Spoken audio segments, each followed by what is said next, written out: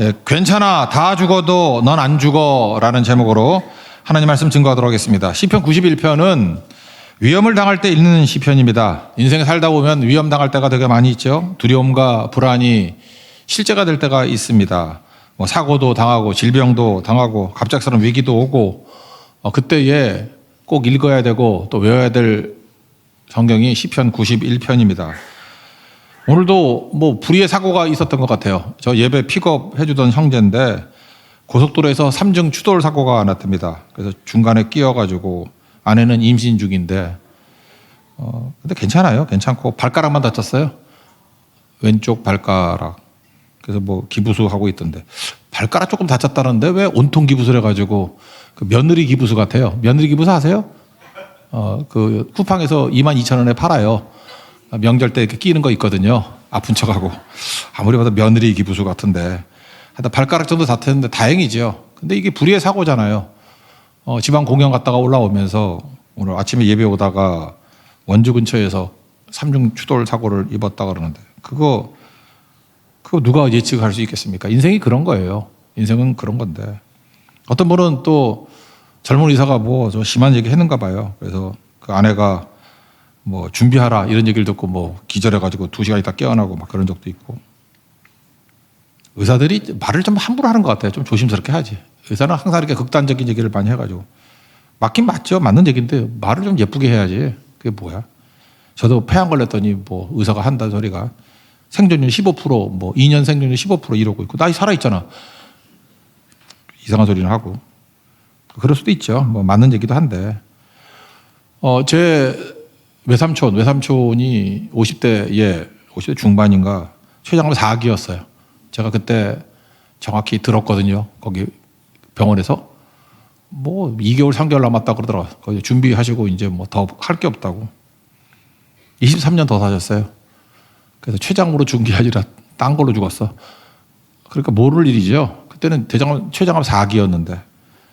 모릅니다. 몰라요. 우리 외삼촌 이름 정확히 알 수 있어요. 나중에 그 끝나고 난 다음에 중소기업은행 지점장이었는데 목회하셨어요. 목회.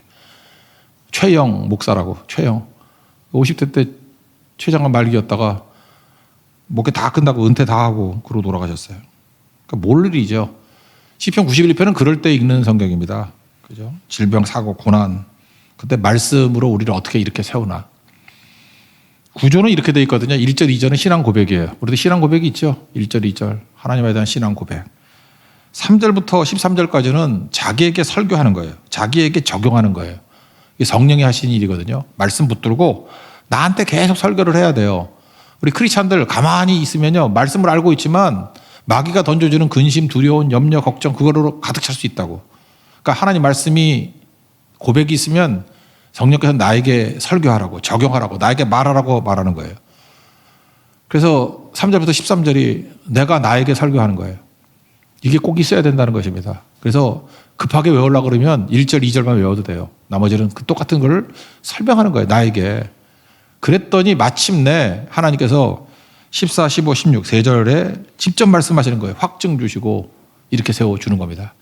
이게 우리 기도의 과정이에요. 1, 2절 내 신앙 고백. 그리고 그 신앙 고백을 기초로 해서 나에게 계속해서 설교하고 적용하고 말씀 증거하고. 그랬더니 하나님께서 오셔서 이제 그만해라. 내가 확증된 말씀을 주마라고 하면서 일어나라. 장수하게 되리라. 살려주리라. 이렇게 말씀해 주신다는 것입니다. 이게 우리의 기도의 패턴이고 믿음의 사람들이 걸어가는 길이라는 것입니다. 이 사이클로 여러분도 능히 승리하는 하나님의 종 되기를 바랍니다. 1절, 2절 신앙 고백 확신입니다. 나 하나님 앞에서 안전합니다. 그런 거죠. 나는 예배자입니다. 그런 거하고 똑같은 거죠. 예배자가 뭐라 그랬죠? 이 땅에 있는 인과율로 살지 아니하고 하늘의 능력으로 사는 거죠. 십자가 아래 살고 은혜 아래 살아가는 거. 지금 그 고백을 하고 있습니다. 2절 보니까 하나님께 예배자 되니까 나의 피난처고 나의 요새고 나의 의뢰하는 하나님이다. 그러니까 뭐예요? 나는 안전하다. 그런 거죠. 나는 안전합니다. 나는 염려로부터 프리하고 두려움으로부터 프리하다. 불안으로부터 프리하다. 나는 다 벗어났다. 그런 얘기죠. 여기 보면요. 그 번역을 할 때 이거 번역서를 좀 얘기해 주겠다. 줬으면 좋겠네요. 구약 성경이 히브리어로 기록된 건 아시죠? 신약 성경은 헬라어로 그리스어로 기록된 거. 그런데 히브리어로 기록되어 있으니까 외국인들이 못 읽잖아. 그리고 예수님 당시에는 헬라어가 있었으니까. 그래서 히브리어 구약 성경을 헬라어로 번역한 것을 BC 2세기 알렉산드리아에서 번역했다고 해서 72명이 했다고 해서 70인역 그래요. 70인역은 마지막 기록이 뭐로 되어 있는 거예요? 헬라어. 그러니까 되게 중요하겠지. 히브리어하고 헬라어로 이렇게 번역되어 있는 걸 보면 히브리어 해석이 안 되는 것을 헬라어로 해석하니까 되게 도움이 되겠죠. 탈굼이라고 있는데 탈굼은 뭐냐? 구약 성경이 히브리어로 되어 있잖아요. 그리고 예수님이 일상 용어로 썼던 거를 아람어라 그래. 그래서 아람어로 번역한 거를 탈굼 그런다고. 다시 정리하면 이렇게 모르는 척해. 70인역은 마지막 뭐로 쓰여진 거예요? 헬라어. 탈굼 그러면 무조건 마지막 무슨 어로 쓰여진 거예요? 아람어. 아람어는 지금 시리아어하고 되게 비슷해요. 아람어. 예수님이 일상생활 아람어로 말씀하셨다고. 그래서 탈굼도 되게 중요한데 탈굼의 기록, 거기 보조 기록에 의하면 91편이 모세가 쓴 시편이라고 돼 있어요. 90편도 모세, 91편도 모세. 그러니까 모세라는 배경을 놓고 보면 저는 좋다고 생각을 합니다. 그죠? 이 모세 시편이라고. 모세가 하나님을 어떻게 부르느냐? 1절을 보니까 지존자, 또 전능자 이렇게 불러요. 지존자의 은밀한 곳, 전능자의 그늘. 그 모세라 그러면 이게 딱 와닿잖아요. 그죠? 지존자, most high. 시내산에 올라가서 하나님 만나는 사람 아니에요. 지존자. 그래서 이 지존자가 엘리온, 이게 히브리어인데 엘리온. 그냥 우리 높이 계신 주님 그런 거잖아요. most high. 그냥 가장 높이 계신 주님. 그게 지존자라는 뜻입니다. 그러니까 예배자가 보는 하나님이죠. 이 땅에 있는 인과관계에 있는 하나님이 아니라 삼위일체 하나님, 영광의 하나님, 하늘에 계신 하나님, 그게 지존자예요. most high. 그러니까 이 땅에 있는 모든 것들이 most high, 지존자 앞에 서면은 차별이 없겠죠. 고로새 3장 얘기했잖아요. 그 주인과 종 맨날 티격태격 싸우는 문제가 아니라 종과 주인을 아우를 수 있는 더 높은 개념이 뭐예요? 하나님 아니에요, 하나님. 예수 그리스도 십자가 아니에요. 은혜 아니에요. 그 아래서 바라보면 다 똑같은 죄인이잖아. 그래서 하나가 되는 거예요. 차별이 없느니라. 종이나 자인이나 차별이 없느니라. 그 다음 나오는 얘기가 뭐예요? 오직 그리스도는 만유가 뭐라 그랬어요? all in all. 모든 것 중에 모든 것 되시는 분이에요, 주님은. 그죠? 예수님은 모든 거라고, 모든 거. 모든 거. 그러니까 예수님이 모든 거니까 세상에 모든 충만함이 그 안에 다 있는 거죠. 그래야만 우리가 하나됨을 이룰 수도 있고 차별도 없고 거기에 구원이 있다는 것입니다. 그러니까 지존자의 은밀한 곳, 번역하면 성전이죠. 성전에 들어가는 인생. 하나님의 지성소에 들어가는 인생. 그런 인생. 전능자는 엘샤다이. 이거 많이 들어봤을 거예요. Almighty God. 전능하신 하나님. 전능하신 하나님의 그늘. 그러니까 못할 게 하나도 없는 거 아니에요. 전능하신 하나님. 이건 아까 5절에도 설명했잖아요. 그 욥이 친구하고 싸울 때 맨날 싸우는 내용이 뭐예요? 나 잘못한 거 없어. 근데 왜 고난이 오지? 뭐 이따위 소리 하니까 친구들은 또 고난이 오는 거 보니까 잘못이 있겠지. 뭔지 모르지만 숨겨놓는 거 빨리 이시짓고 해. 그런 논리잖아요. 원인과 결과의 관계. 근데 예수님은 어떤 분이세요? 그거보다 Almighty God. 그죠? 전능하신 하나님. 전능자라고 전능자. 전능자는 창조주 하나님 아니에요. 무에서 유를 만들어낼 수 있는 분. 야, 세상이 원인과 결과로만 이루어졌냐? 우리가 무슨 불교냐? 인과응보냐? 인과응보라고 그러면 우리 구원 못 받아요. 우리 다 죄 졌으니까 죄 싹은 사망이니까 다 죽고 지옥 가야지. 인과응보 좋아하지 말라고. 인과응보야. 세상 만사 인과응보야. 그러면 다 지옥 가요. 우리 구원 못 받아요. 그거를 뛰어넘는 게 있죠. 그게 십자가 아니에요. 십자가의 사랑. 십자가 사랑에 까닭이 있어요? 없어요? 없지. 그래서 욥기에 나오는 게 있잖아요. 까닭 없이 하나님 섬기겠습니까? 까닭 없이 섬기는 그의 온전함을 봐라. 그게 주제라고. 까닭을 뛰어넘는 논리, 까닭을 뛰어넘는 이론, 은혜입니다. 그 십자가입니다. 예배자만이 그 세계로 들어갈 수 있어요. 그래서 우리 크리스찬이라는 것은 은혜의 세계로 들어갈 줄 알아야 되고 십자가의 세계로 들어갈 줄 알아야 된다. 그래서 올마이티가 전능자의 그늘, 그러니까 은혜의 그늘 아래. 그러니까 하나님의 전능자의 그늘 아래 들어가니까 인간 세상에서 되니 안 되는 이런 잡소리 다 집어치우고 하나님은 다 하실 수 있습니다. 로마서 4장 17절에 그가 믿는 바, 아브라함 믿는 바 하나님은 죽은 자를 살리시며 없는 것을 있는 것 같이 부르시는 이신이라. 여러분 믿습니까? 이게 창조주 하나님 아니에요. 이게 욥기 38장에 나와 있는 고백이잖아요. 하나님이 창조하셨고 너 땅 지을 때 어디가 있냐고. 그래서 인과일로 설명할 때 집어치우고 창조주 하나님을 바라봐라. 그게 뭐예요? 전능자의 그늘이라고. 똑같은 개념입니다. 계속. 누가 지존자의 은밀한 곳, 전능자의 그늘에 들어갈 수 있습니까? 예배자만이. 그래서 죽으나 사나 예배자가 돼야 된다. 그게 1절, 2절의 고백이에요. 우린 예배자입니다. 그래서 하나님의 능력으로 살아갑니다. 은혜로 살아갑니다. 십자가의 보혈의 능력으로 살아갑니다. 그게 교회예요. 그거 없다 그러면 소비자입니다. 소비자는 가짜입니다. 그건 신자 아니에요. 크리스찬 아니에요. 아무것도 아닙니다. 무력합니다. 예배자들은 은혜의 종이 되기를 축원합니다. 그거를 3절부터 13절까지 현실적인 어려움이 올 때 자기가 자기에게 설교하는 거예요. 계속 이렇게 설명하고 저렇게 설명하고. 이건 뭐 여러 가지로 설명할 수 있죠. 이 설명을 누가 시켜주느냐? 성령이 시켜주는 거예요. 성령은 흐르게 만드는 종이거든. 하나님 말씀이 고인물같이 있는 게 아니라 말씀을 잡아다가 내게 뿌리고 적용하고 또 전하고. 그래서 성령 충만한 사람은 말씀이 머물러 있지 않아요. 고인물로 있지 않아요. 내 안에서도 흐르고 넘쳐나고 흘러가. 그래서 에스겔서 47장에도 보면 성전에서 흘러나온 물이 흘러가잖아. 계속. 물이 흐른다고 나오지. 고인물이라는 거 봤어요? 고인물 중에 최고는 사해지. 썩잖아. 누가 고인물이래요? 성령은 흐르는 물이라고. 굳이 성령을 설명한다 그러면 갈릴리를 설명하지 사해를 설명하는 데는 없잖아요. 고인물 돼버립니다. 우리 인생이 그래요. 그래서 마귀가 우리를 지배하게 되면 방에서 나오지도 않고 교제도 안 하고 혼자 고립돼 있다고. 고인물은 곧 썩은 물이에요. 썩은 물 내버린다고. 그래서 성령 충만해야 돼요. 성령이 임하게 되면 살아나게 된다는 것입니다. 그리고 하나님 말씀이 고인 말씀이 되지 않고 하나님 말씀을 살았고 활력이 있어. 자위라서 어떤 것보다 예리하여 영과 혼과 관절과 골수를 찔러 쪼개기까지 하나니. 그렇게 된다고요. 왜요? 흐르니까. 말씀의 칼이 막 움직이니까. 그래서 자기에게 지금 계속 적용시키고 있는 겁니다. 3절부터. 사냥꾼의 올무와 심한 전염병에서 건질 것이다. 야, 우리가 믿는 하나님이 지존자의 은밀한 곳, 전능자의 그늘에 있는 너. 사냥꾼의 올무 얼마나 무섭습니까? 사냥꾼의 올무. 새라 그러면 올무 함정이잖아요.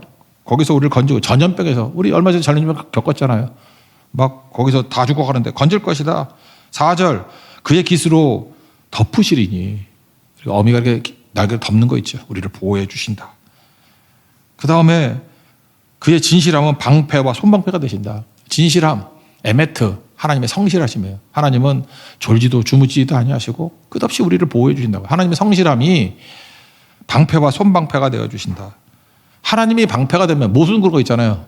무엇도 뚫지 못하는 방패, 뭐든지 뚫을 수 있는 창. 그게 모순 아니야, 모순. 하나님에서는 모순이 없어요. 하나님 방패래요. 걔도 나오잖아. 하나님 방패를 뚫을 수 있는 창이 있어요, 없어요? 없어요. 그럼 끝이지 뭐. 모순 웃기고 앉았네. 하나님은 방패야. 그럼 끝이죠. 하나님 뒤에 숨으면 하나님 못 뚫어요. 뭐가 하나님을 뚫어? 못 뚫는다고. 그래서 자기에게 그렇게 얘기를 해주는 거예요. 올무가 있고 전염병이 있다 할지라도 하나님은 방패와 손방패로 나를 지켜주셔. 끄떡없어. 그런 얘기죠. 그렇게 적용하는 거예요. 이런 고백이 있어야 된다는 것입니다. 또 보니까 밤낮으로 오는 게 있어요. 밤에 찾아오는 공포. 밤 되면 공포가 있죠. 밤 되면. 낮에 날아드는 화살. 뭐 그런 그 중국 영화 같은 데 보면 뭐 화살 날라고. 그 다음에 뭐 있죠. 그 뭐 300 이런 데 보면 막 화살 새까맣게 날라오잖아. 낮에 날라오는 화살. 밤에 찾아오는 공포. 어두울 때 퍼지는 전염병. 밝을 때 닥치는 재앙.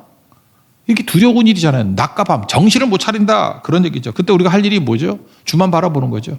또 세상 바라보래? 우리가 믿는 하나님이 어떤 하나님이에요? 전능자잖아요. Almighty God. 전능하신 하나님. 또 어떤 하나님이에요? 하나님께서 우리의 모든 것들을, 그죠? 다 아시는 깊이 있는 하나님. 지존자. 그리고 지존자. Most High. 가장 높이 계신 분. 그런 분이 우리 하나님이면 그걸 묵상하는 거죠. 그러니까 두려움이 있다는 얘기는 뭐냐 하면 하나님을 묵상하지 않는다는 거죠. 언제까지 하나님을 쳐다봐요? 두려움이 사라질 때까지. 언제까지 기도해야 돼요? 두려움이 사라질 때까지. 누가 두려운 상태로 디폴트가 두려운 상태로 있으래. 계속 하나님 바라보고 기도하고 구해서 두려움이 사라질 때까지. 하나님은 고통 가운데 함께 계십니다. 우리 고난 가운데 함께 계셔요. 그래서 고통의 이면에는 사랑이 있다 그랬죠. 두려움을 이기는 건 뭐예요? 사랑입니다. 고통 가운데 계신 주님을 보는 거예요. 두려움 다 이겨요. 풀불에 들어갔을 때 고통 중에 예수님 거기 계시잖아요. 두려움을 이기죠. 요한일서 4장 18절. 사랑 안에 두려움이 없고 온전한 사랑이 두려움을 내어 쫓나니. 여러분 두려움 이길 수 있는 길은 딱 하나입니다. 사랑밖에 없어요. 예수 그리스도의 사랑. 사랑 안에 거하는 거예요. 언제 사랑을 느낍니까?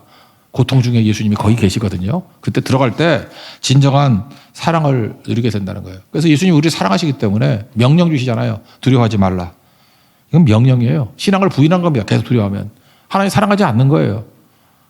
사랑하면 두려움이 사라지게 되어 있다는 것입니다. 여러분 사역을 할 때 계속 공포도가 있는데 오늘 일부 예배 끝나고 난 다음에 그 이문성 선교사님이라고 필리핀 파송을 받는 선교사님, 좀 젊은 선교사 가정이 왔어요. 애들은 한 중학교쯤 되는 것 같던데.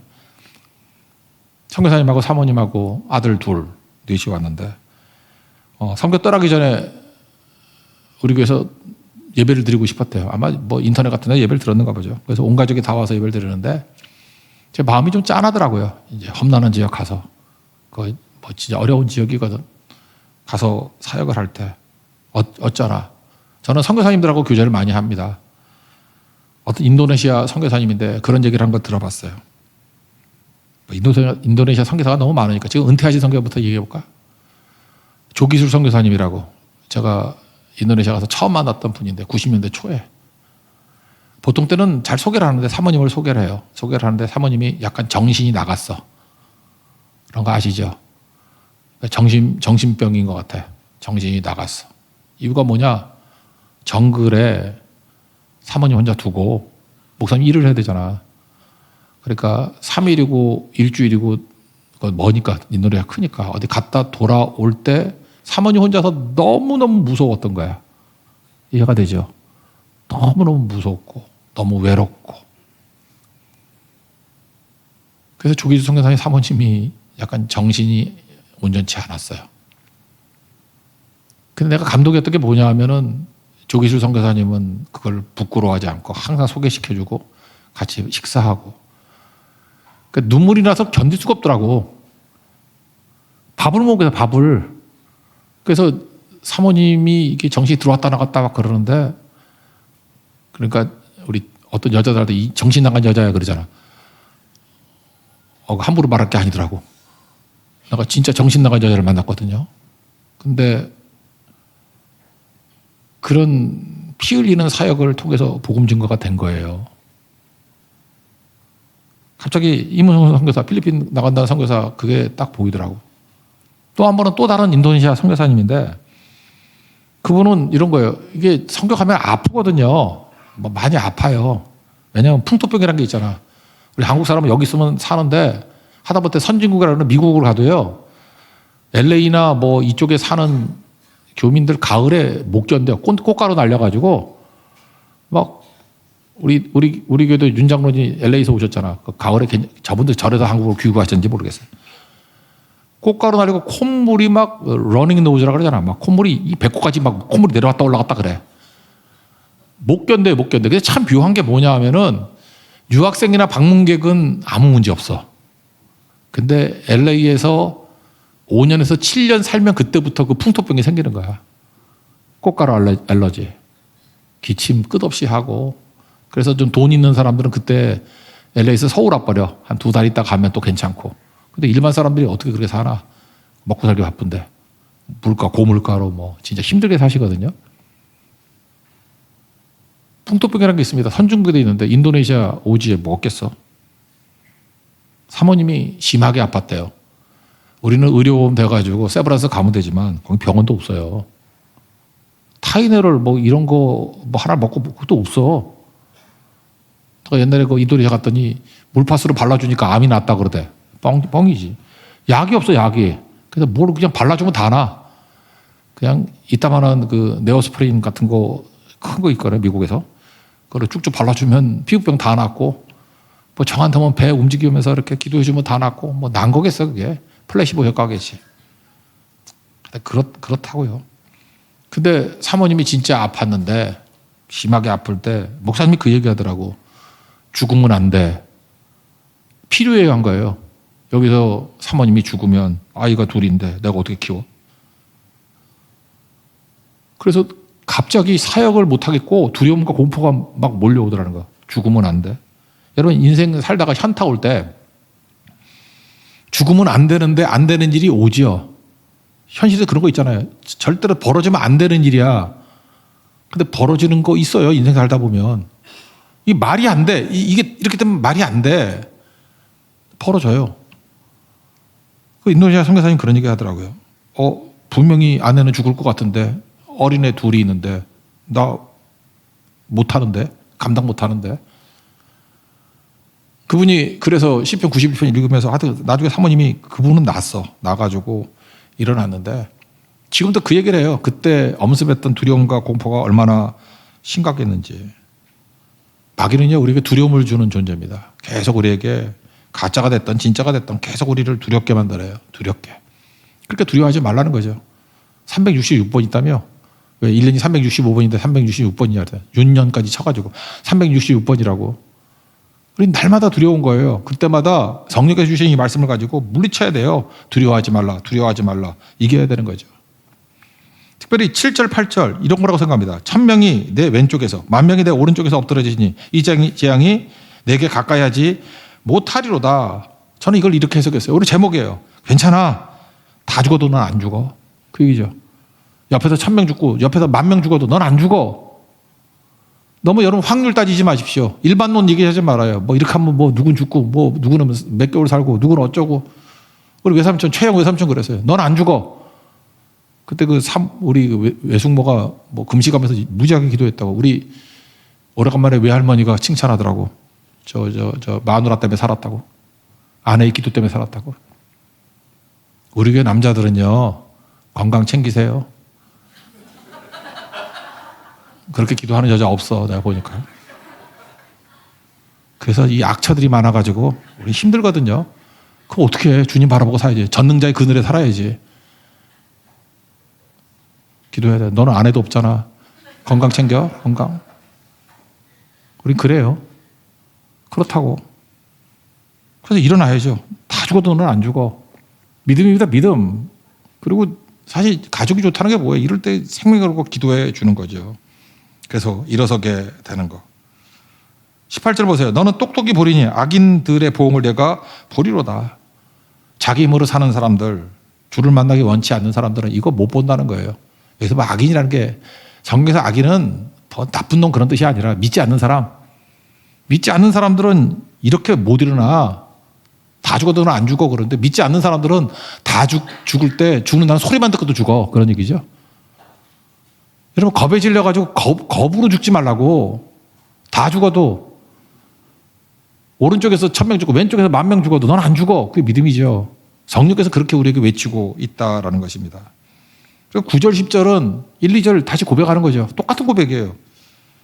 여호와는 나의 피난처시라 하고 지존자를 너의 거처로 삼았으므로 화가 내게 미치지 못하고 재앙이 내 장막에 가까이 오지 못하리로다. 이 주석을 보면요. 9절 10절 찰스 스펄전이 이 말씀으로 일어섰다라고 하는 이야기가 있어요. 스펄전이 되게 일찍 사역한 거 알죠? 20대 초반. 1854년에 런던에서 목회 1년 차, 20대 초반이에요. 그때 거기도 코로나가 퍼졌는가 봐. 이런 코로나 바이러스 말고 그러니까 뭐 감기, 독감이 퍼졌는가 봐. 그 독감은 주기적으로 오는 거예요. 이때도 엄청 죽었대요. 사역을 시작했는데 코로나가 퍼졌어. 그래서 이 젊은 스펄전 목사가 매일 장례식을 치른 거예요. 막 죽어나가니까. 옛날에 의학이 발달하지 못했으니까.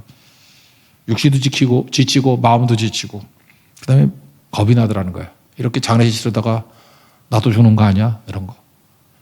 요즘에 보니까 다시 이렇게 마스크 쓴 성도들이 되게 많아졌어.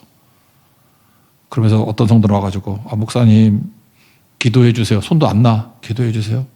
저 코로나예요. 가까이서 기도해 주세요. 근데 기도를 해야 되는데 나 폐암인데 나 코로나 걸리면 좀 위험하다고 의사가 그랬는데 뭐 그런 거 오잖아요. 그러니까 스펄전이 그 마음이라고. 그렇죠. 자기가 젊어서 뭐 건강해서 사역을 하는데 이러다 나 죽는 거 아닌가. 그래서 어느 순간 너무 갑자기 두려움은 엄습해 오는 거거든. 갑자기 두려움이 와가지고 정신을 못 차렸대.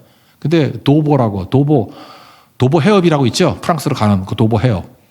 그게 영국 쪽에 있는 그 조그만 상업 이름이에요. 도보를 지나가는데 제과점 앞에 말씀이 붙어 있더라는 거예요. 그때는 뭐 신앙의 세계니까 말씀이 막 벽에 붙어 있고, 여러분 말씀도 좀 벽에 붙여놓으세요. 어떤 사람 그거 갖고 힘을 얻는 거예요. 그게 9절 10절이에요. 내가 말하기를 여호와는 나의 피난처시라 하고 지존자를 너의 거처로 삼았으므로 화가 내게 미치지 못하며 재앙이 내 장막에 가까이 오지 못하리로다. 이게 가슴에 확 와닿더라는 거예요. 이런 거 있죠. 야구 선수가 보통 때 야구공이 잘 될 때는 배구공 같이 나온대. 배구공 못 칠 사람이 어디 있어. 야구공이 커 보인다는 거예요. 안 될 때는 야구공이 탁구공 같이 보인대. 그러니까 이게 뭐냐 하면은 자기 인생 가운데 하나님 말씀이 배구공 같이 보이는 거야. 크게 보이는 거예요. 성령께서 즉각적으로 이렇게 크게 살아 움직이고 역사하게 말씀이 오는 거예요. 말씀이. 이거 듣는 그 순간부터 두려움 사라졌대요. 불안 사라졌대요. 오늘도 예배 가운데 여러분 하나님 말씀, 아는 말씀도 괜찮아요. 아는 말씀이 내 속에서 살아 움직여 역사는 하나님 말씀이 되는 순간이 있다고 성령께서 그렇게 만들어 주셔요. 그래서 말씀으로 두려움을 몰아내버리고 말씀으로 불안을 몰아내버리고 어둠이 사라져버린다고. 어둠이 안개라 그러잖아. 안개. 햇빛 나면 없어져 버리잖아. 순식간에. 그 안개 같은 것들이 다 사라져버리고 회복이 되더라. 그래서 스펄전 설교집, 그 보문 출판사에 나온 설교집이 쭉 있어. 보면은 시편 91편 가지고 설교를 18개인가 했을까 그래. 무지하게 좋아 이 성경을. 그 얘기는 무슨 얘기입니까? 스펄전도 사역할 때 무지, 위험했고 두렵고 불안했다 그 얘기죠. 불안할 때마다 시편 91편으로 뛰어가고 그랬다고. 여러분들도 내가 머리 아픈 거 알아요. 1, 2절, 14, 15, 16절 외워보세요. 5절은 외울 수 있죠. 혹시 머리가 돌면 3절부터 13절까지 외우고. 이 말씀은 위험에서 우리를 건지는 하나님의 귀중한 말씀이라는 것입니다. 11절, 이거 예수님이 인용했죠. 너를 위하여 천사들을 명령하사 내 모든 길에서 너를 지키게 하심이라. 그죠? 12절, 그들의 손으로 너를 붙들어 발이 돌에 부딪히지 아니하게 하리로다. 이거 어디 나오죠? 세 가지 시험할 때 성전 꼭대기에서 뛰어내리라며 그러면서 이 구절 인용했잖아. 뭐 천사가 네 발 받들어 줄 거니까 하라고. 사탄아 물러가라 그러죠. 예수님이. 시험하지 말라고 하나님을. 그러니까 하나님은 시험용으로 이 말씀을 쓰는 게 아니라 하나님에 대한 의리하는 마음. 천사는 뭐죠? 우리를 지키는 종이에요. 히브리서 1장 14절 보니까 모든 천사들은 섬기는 영으로서 구원받을 상속자들을 위하여 섬기라고 보내심이 아니냐. 천사는 뭐 대단한 거 아니에요. 뭐 어떤 뭐 여자 예쁘면 너 천사 같아 그런데 좋은 거 하나도 아니야. 섬기는 영이래. 그러니까 너 천사 같아 너 시녀야 그 뜻이지 뭐 딴 거야. 그러니까 좀 알고 좋아해. 알고. 천사가 좋은 거 하나도 아니에요. 천사는 우리 섬기는 거래요. 하나님께서 천사를 보내사 우리를 붙들어 주신다. 여러분 인생에서 이런 감격이 있어야 됩니다. 분명히 하나님이 부신 천사가 있어요. 우리를 붙들어 준다고. 뭔지 모르지만 하나님이 보호하시는 것들을 느낄 때가 있다라는 것입니다. 그래서 보호에 대한 확신이 오고 13절 내가 사자와 독사를 밟으며 젊은 사자와 뱀을 발로 누리로다. 완전한 승리죠.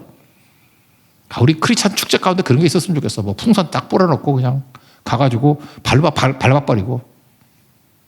저는 이걸 할 수가 없어가지고 돈이 많이 드니까 요즘 쿠팡 오잖아.